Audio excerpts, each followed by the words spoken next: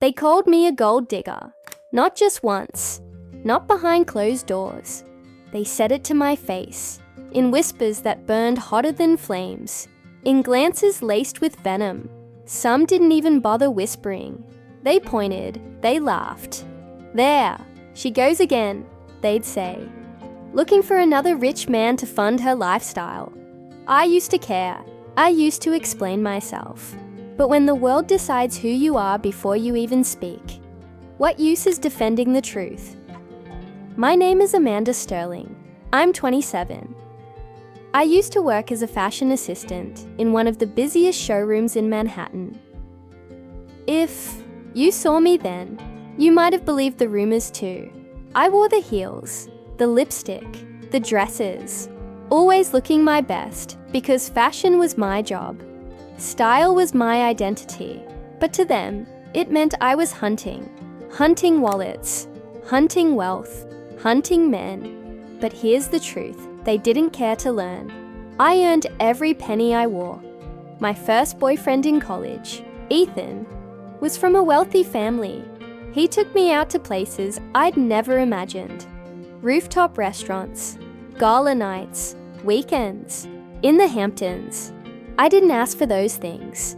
I didn't expect them. But people around me whispered, "She's playing the long game." When Ethan and I broke up because he cheated, they didn't blame him.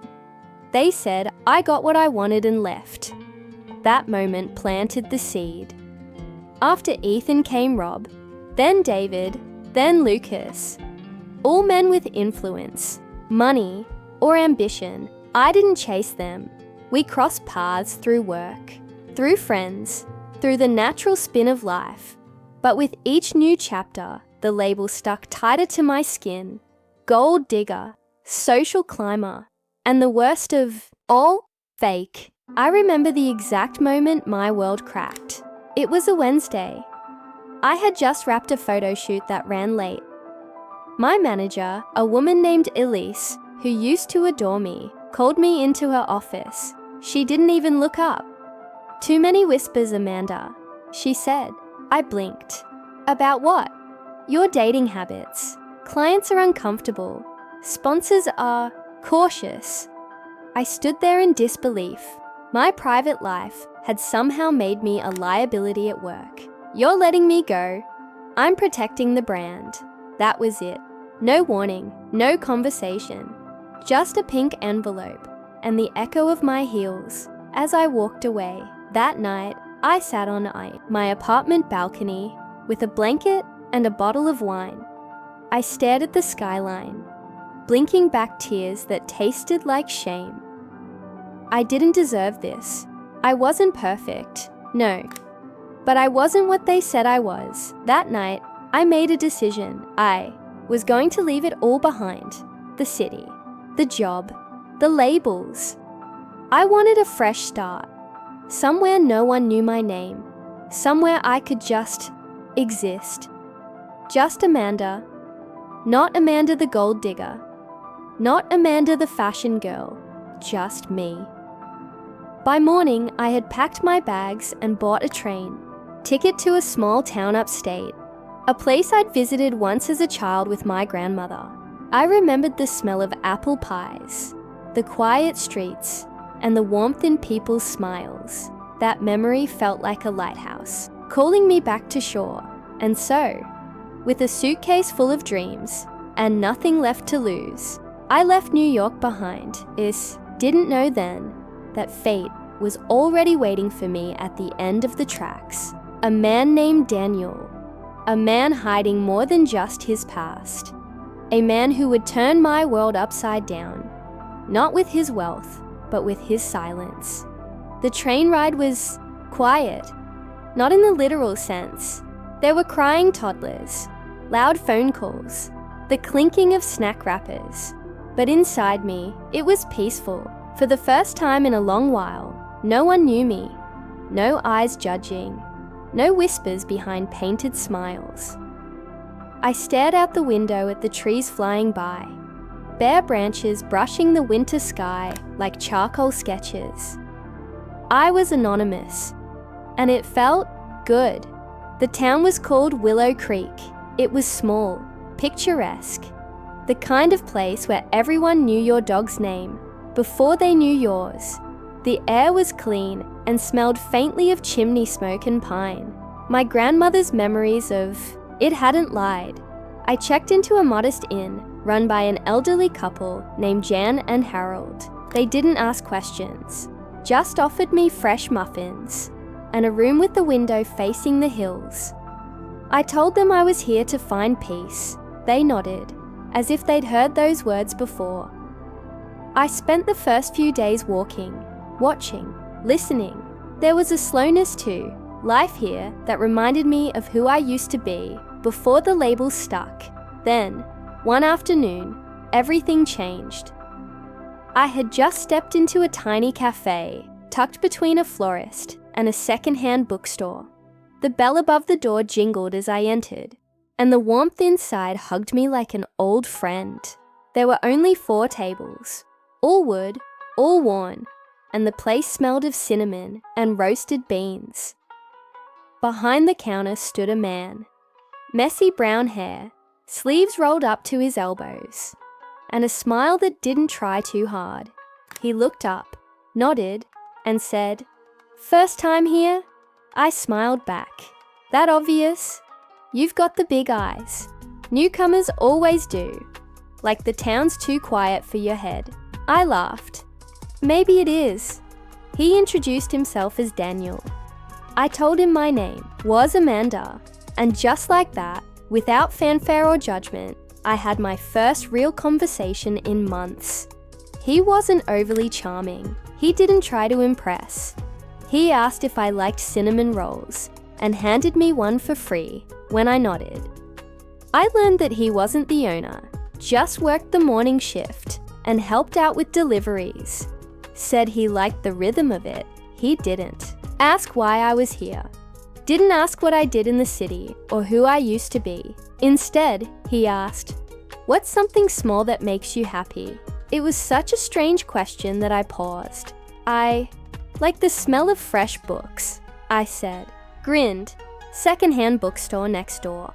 They still stamp their books with dates from the 70s. And that was our beginning. Not with roses or grand gestures, just cinnamon rolls and curiosity. Over the next few weeks, I found a job at a local boutique, run by a woman named Clara. She was stern, smart, and didn't care about my past, as long as I showed up on time and kept the shelves tidy. I worked hard, I saved every penny, and slowly, I rebuilt a version of myself that didn't need anyone's approval. Daniel and I began spending more time together. Coffee after shifts, long walks along the creek, late night chats about books and movies, and things we missed about being kids. He was kind, attentive, but guarded. I noticed he never talked much about himself, especially not about his past. Every time I'd ask, he'd smile and deflect with a joke. One day I teased him, "What's your secret, cafe guy? You hiding something scandalous?" He just laughed. "Wouldn't be a secret if I told you, would it?" Something about the way he said it made my stomach twist. I didn't press. I was used to secrets. I had my own too. Despite the ease between us, I didn't tell Daniel who I had been in New York. I didn't tell him about the headlines or the gossip or the pain. I wanted him to like me for who I was now, not who I used to be. But what I didn't know then, what I couldn't have imagined, was that Daniel was hiding more than I ever guessed. Because Daniel was not just the cafe guy, and he didn't choose to meet me by accident. Not at all. There's a peace that comes with routine. Wake up, open the windows, breathe in the scent of pine and frost, brew tea, walk to work, smile at strangers who become neighbors. It was a rhythm I didn't know I needed until I was deep in it. But even the steadiest rhythm hides quiet questions beneath the beat, and Daniel was becoming one of those questions. Daniel and I grew close in a way that felt easy, He'd walk me home in the evenings. Even when it was out of his way, he never tried to hold my hand, never leaned too far in, but the comfort between us was magnetic.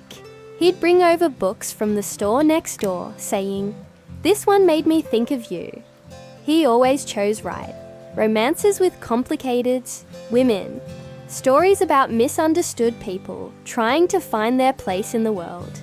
He saw me, or at least the version of me I was becoming.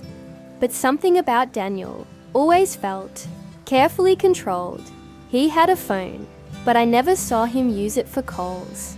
He lived in a simple apartment over the bakery, yet he never seemed concerned about rent. He didn't drive a car, but sometimes disappeared for a whole day without explanation. When I asked, he'd smile and say, "Just had some errands." Harmless, right? Maybe, but the questions lingered. One afternoon, I arrived at the cafe a little early. Daniel wasn't behind the counter. Instead, a woman I hadn't seen before was wiping the tables. She wore a sleek coat and had the kind of presence that filled the room without trying. "Hi," I said. "Is Daniel around?" She turned and looked me up and down, not unkindly, but with a curiosity that made me suddenly self-aware. "You must be Amanda," she said. I blinked. "Have we met?" "No, but I've heard about you." She smiled and added, "I'm his sister, Chloe." Daniel walked out from the back just then, holding a tray of freshly baked cookies. His face stiffened when he saw us. "Chloe," he said tightly, "you didn't say you were coming today." "I wanted to surprise you," she said, then turned to me again. "I've been trying to meet Amanda for weeks now." That night, I asked Daniel what that meant. He brushed it off. "Chloe's just protective. She worries too much." I laughed. "So I'm the dangerous woman now?" His eyes softened. "No, you're the one I'm trying not to lose." The room went quiet. We both felt the weight of the moment, but didn't speak about it again. Days passed. Daniel remained sweet, thoughtful, and distant in just the slightest way, like a puzzle with one missing piece. One day, curiosity won. I wasn't proud of it, but I followed him. He left the cafe early, said he was making deliveries.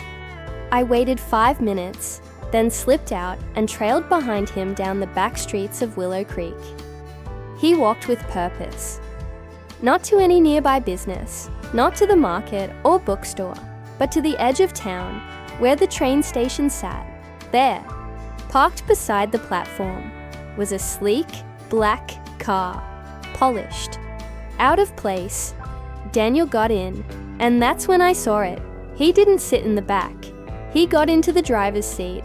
No, he got into the passenger side. The man who got out to open the rear door for him wore a suit, a chauffeur. Daniel didn't see me, but I saw him clearly, maybe for the first time. The cafe guy I'd grown to trust wasn't who he claimed to be, and suddenly I understood Chloe's words. I've been trying to meet Amanda for weeks now. She knew, they all did, and I was the only one still playing pretend. I didn't sleep that night. I just lay there, staring at the ceiling, the shadows of passing cars crawling like secrets across my walls. Daniel wasn't who he said he was, but who was he? And worse, what did he think I was? The next morning, I went to the cafe like usual. I sat at my favorite corner table, my hands curled around a mug I didn't drink from. When Daniel walked in through the back door, laughing with the baker, I studied him closely. Same messy hair, same warm smile. But now, it felt like a costume. He saw me, smiled, and walked over. "Hey," he said gently. "You okay?" "Yeah," I lied. "Just didn't sleep well." He sat across from me.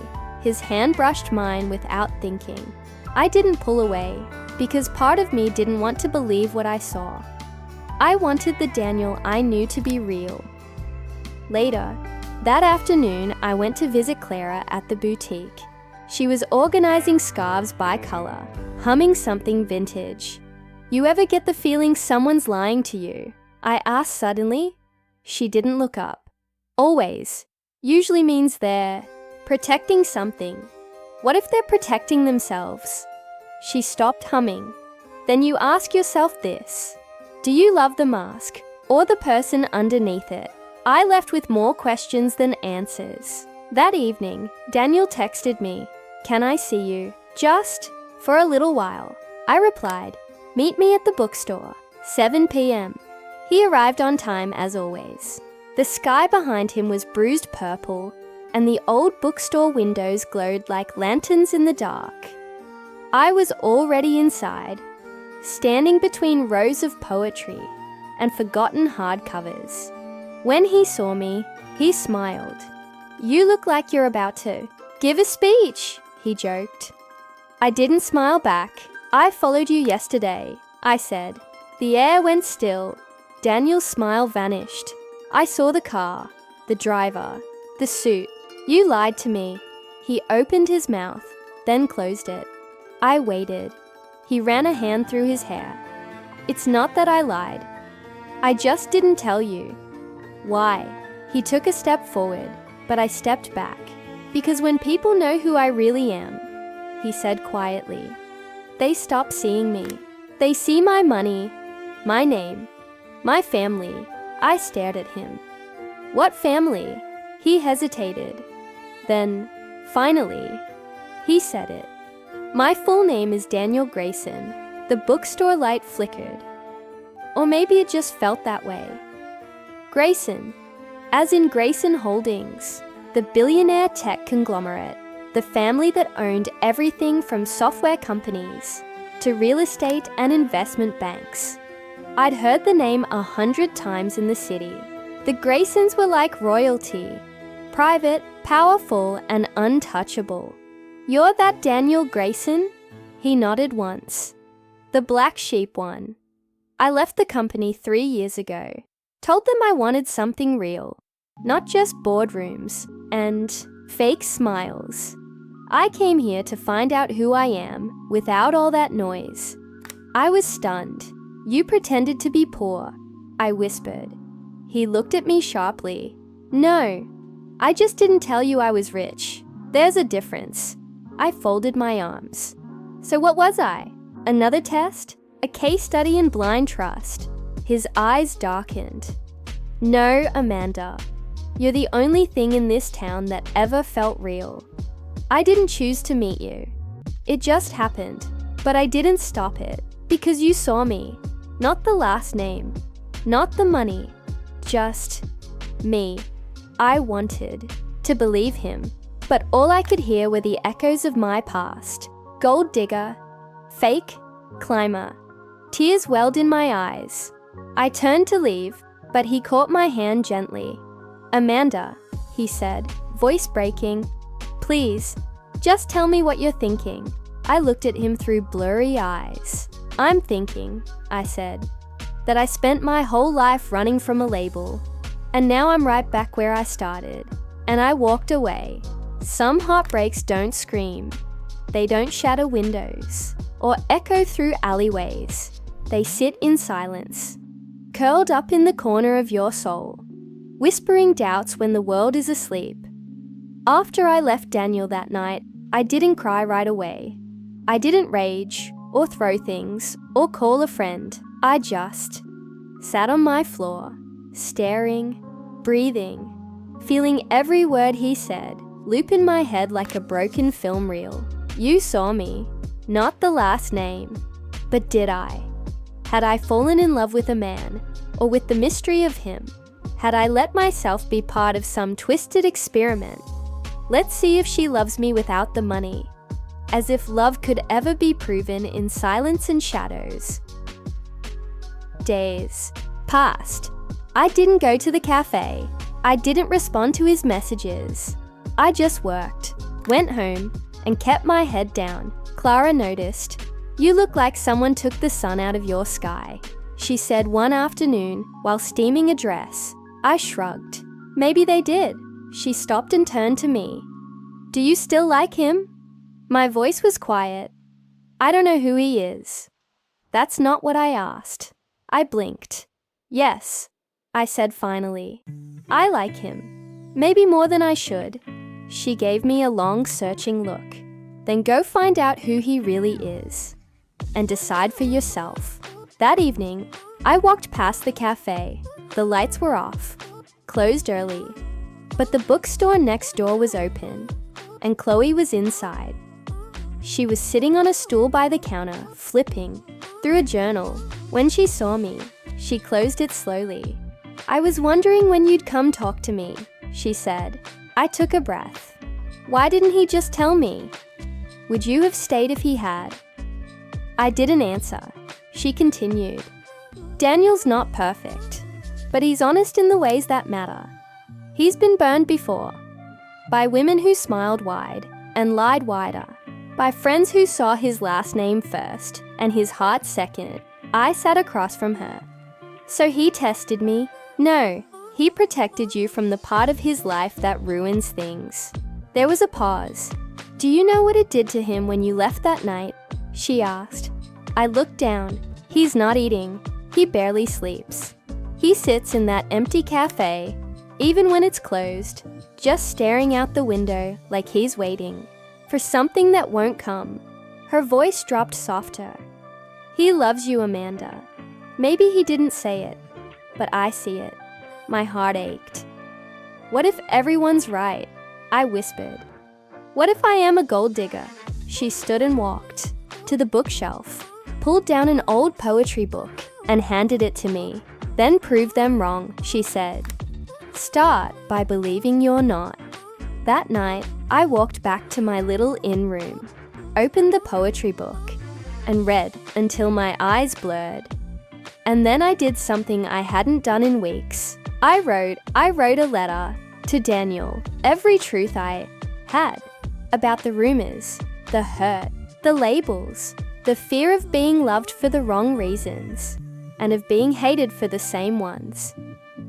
I told him I never cared about his money, and that it scared me more than it tempted me, because money meant people would never believe me.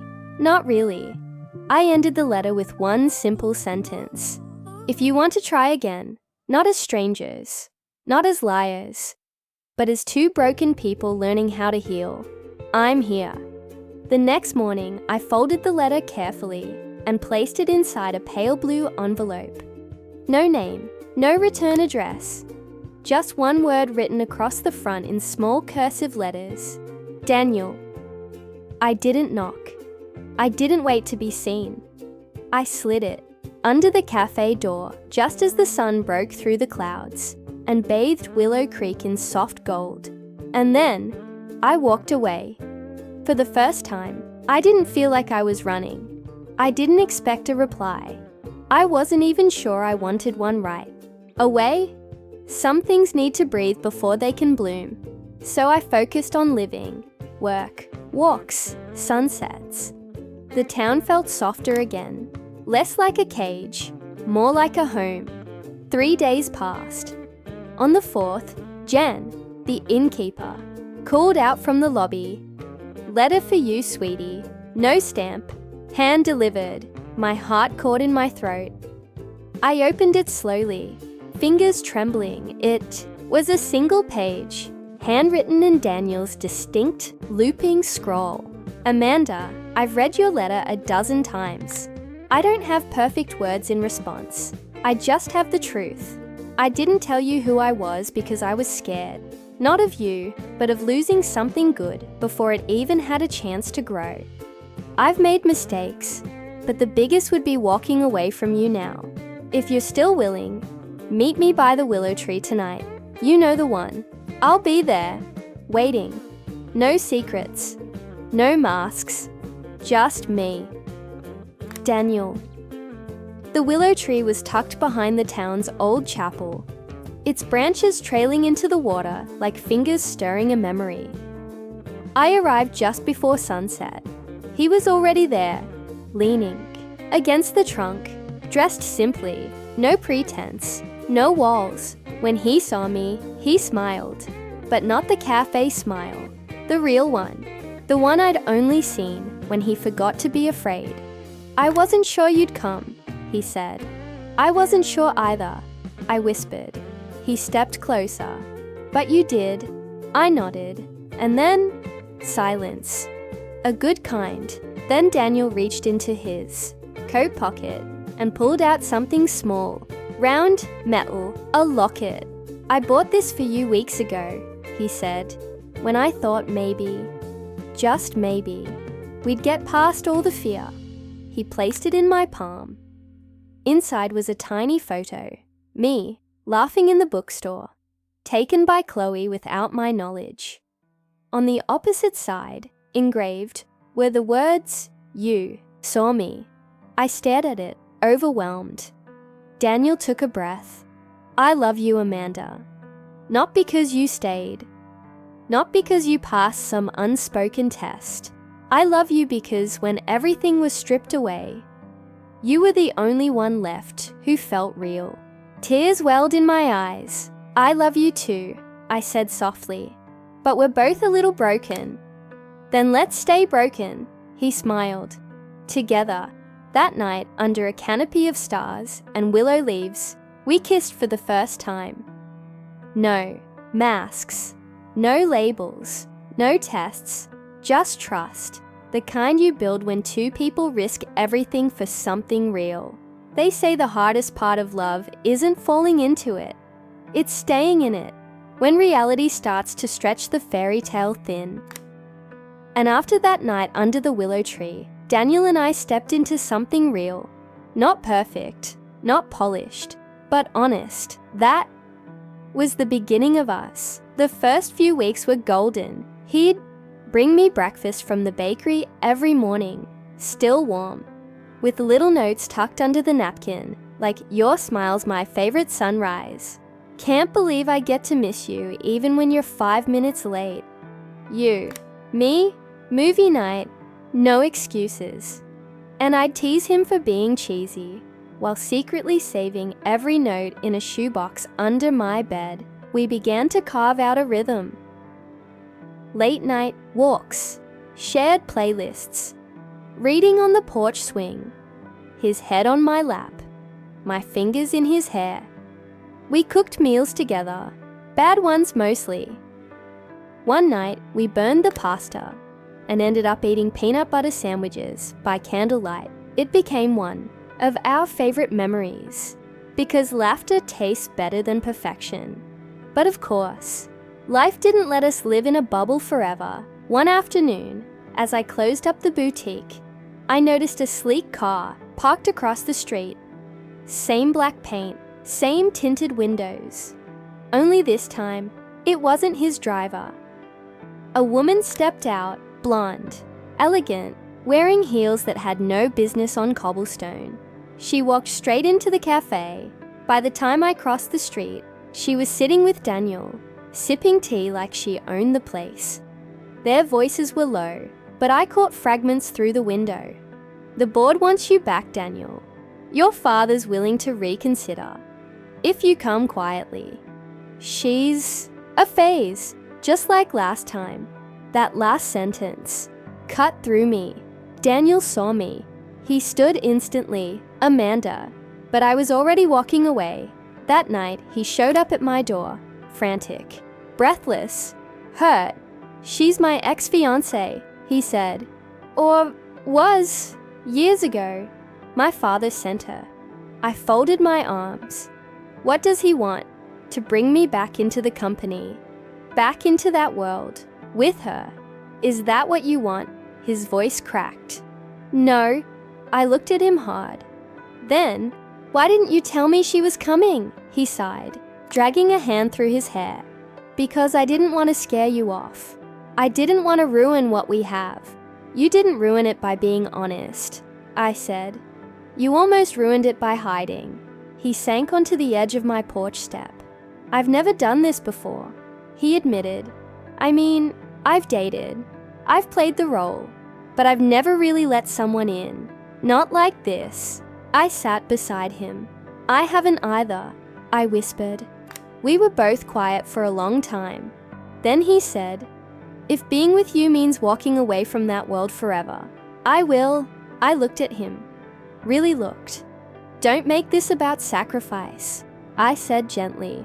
Make it about choice. He nodded. I choose you, Amanda. Every time. And from that day forward, we stopped pretending love was a fairy tale. We knew it came with doubt and scars and ghosts from our past. But it also came with hope and faith and the quiet kind of strength that blooms when two people see each other, flawed, fearful, fierce, and say, I still want you. Love is not just sunrise moments and stolen kisses. Sometimes it's a storm, and ours was coming. It began with a headline, Grayson heir missing, rumors spark over Daniel's sudden disappearance from corporate life. The article popped up on a gossip blog and spread like wildfire. Clara showed me on her phone while folding scarves. I read every line with a tight chest. Paparazzi photos of Daniel leaving a charity gala months ago. Speculation about a mysterious small-town romance. One grainy photo of us walking through the market, holding hands. Just a blur of faces, but enough. Enough for the vultures to start circling. That evening, Daniel came to me with fire in his eyes. I'm sorry, he said. They're going to come here now. Journalists, cameras, maybe even my father. What do we do? I asked. He took my hands. We face it, together. The next day they came. A sleek van with cameras. A sharp-dressed man from the family's PR firm. And, eventually, him, Daniel's father, Mr. Grayson. He stepped into the cafe like he was entering a boardroom. Eyes cold, jaw sharp. He didn't shake. My hand just looked me up and down like I was a problem to be solved. Then he turned to his son. End this, he said flatly. Come home. I am home, Daniel replied. Mr. Grayson scoffed. You think this is love? This is rebellion. You always were the sentimental one. Daniel's fist clenched. Don't do this here, I said quietly. His father turned to me, eyes narrowing. I know your type, he said. I stared right back. Do you? You're smart. You played the long game. Found him when he was vulnerable. You're not the first woman who tried to get a slice of the empire. I didn't flinch. I never wanted your empire, I said. I just wanted your son to be happy. And until you walked in, he was. Daniel stepped forward. I've already walked away from your company. But if you force me to choose between that world and Amanda, I'll burn every bridge you built.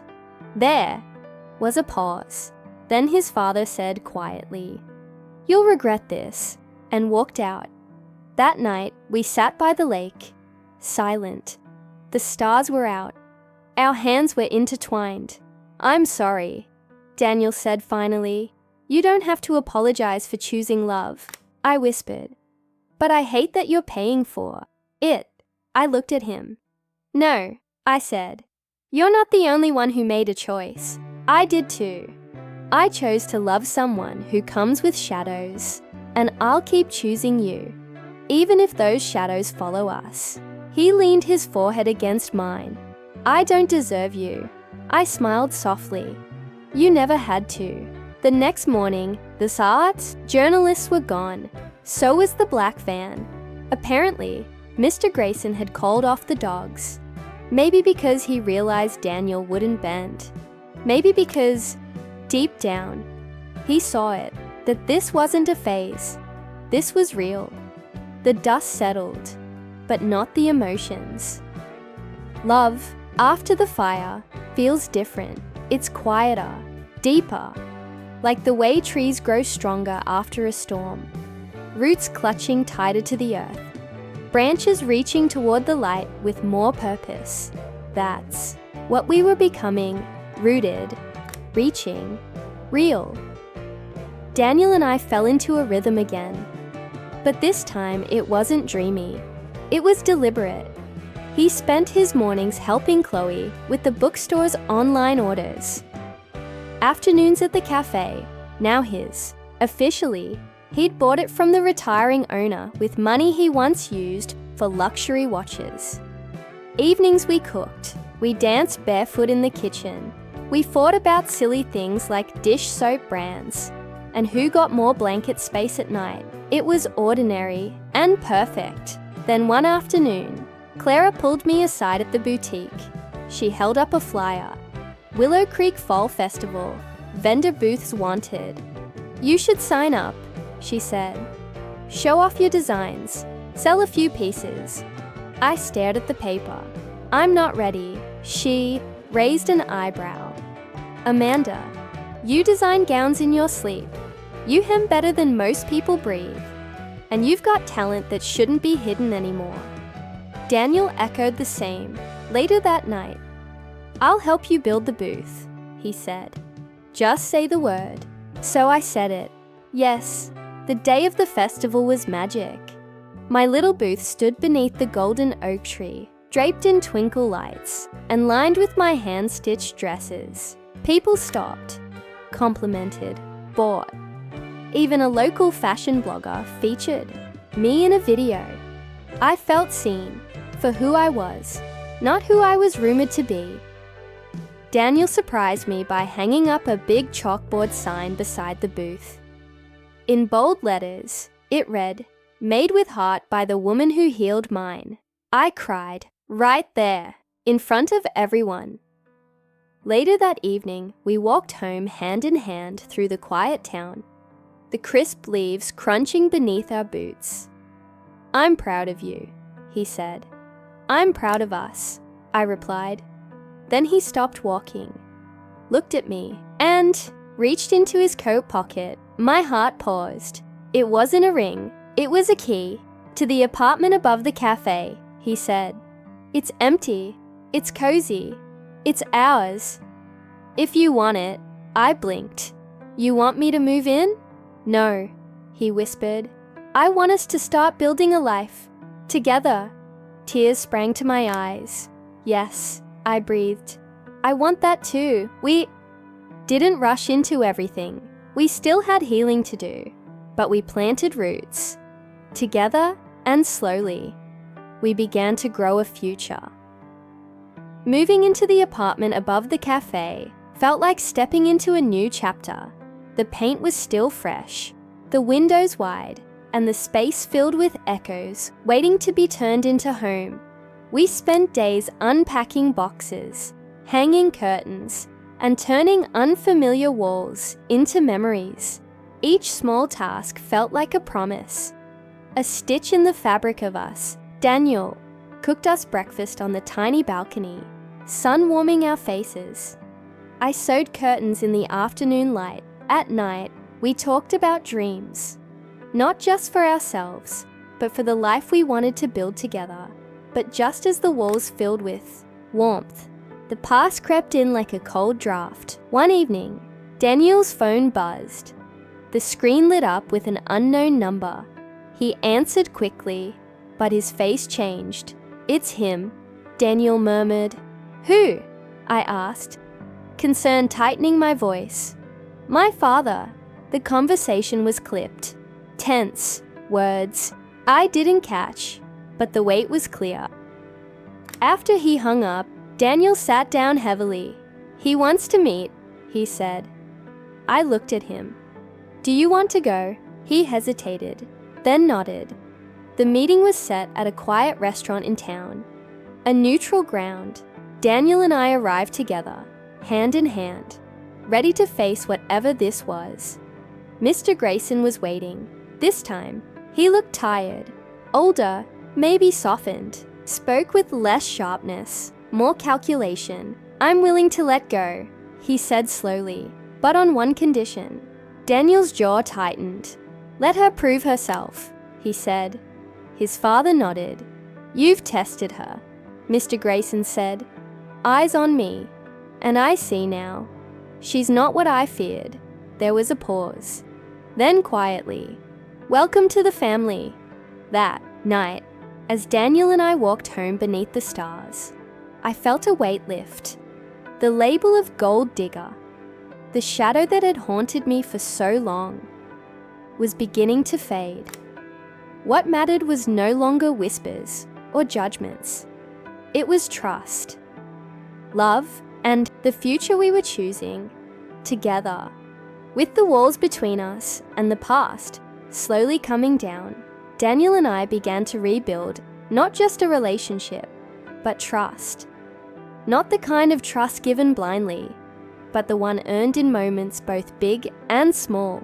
We kept growing closer, learning the language of each other's hearts. I saw him in ways no one else did. The quiet courage behind his smile, the burden he carried with grace, the way he always put others before himself. And he saw me. Not the rumors, not the labels, just Amanda. But life as it does, through one last challenge. Our way, one evening, Chloe called me in tears. Her father had fallen ill. The bookstore, her family's legacy, was at risk. I knew what I had to do. With Daniel's encouragement, I offered to help. Together, we organized fundraisers, spread word through the community, and poured our hearts into saving the store. It was hard work, long nights, but every smile, every thank you, every small victory reminded us why love is worth fighting for. Through it all, Daniel stood by my side, my partner in every sense. And when the bookstore's future was secure, he took my hands and said, "You've proven to me, to everyone, that love isn't about money or power. It's about trust. It's about believing in each other, even when it's hard." And in that moment, I knew we had passed the real test, not of wealth or status, but of heart. The days that followed felt like the calm after a storm, a time to breathe, to savor, to build.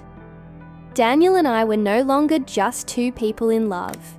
We were partners, a team, bound by trust that had been tested and strengthened. Through fire, we started dreaming bigger. Plans whispered late at night about traveling the world, opening a community center, creating a life that was ours, built on honesty, respect, and unshakable love.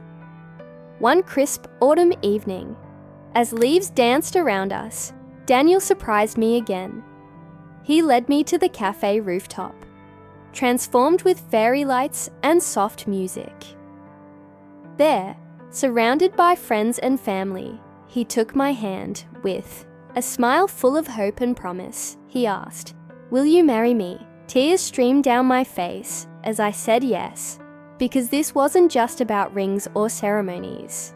It was about the journey, from suspicion to trust, from loneliness to belonging, from gold digger rumors to true love. And as we embraced, under a sky full of stars, I realized love, when real, is worth every risk, every tear, every moment of doubt, because in the end, it's the love that stands the test of time and blind trust that becomes our greatest story. And this is ours. Thank you for joining me on this journey. If you enjoyed this story, please like, share, and subscribe for more heartfelt tales. If you watched till the end, please comment love so that we could understand you were with us till the end. As well as, please let us know, where are you watching from? Remember, true love is never about labels. It's about the courage to trust and be trusted. See you next time. Until to the next one, spread love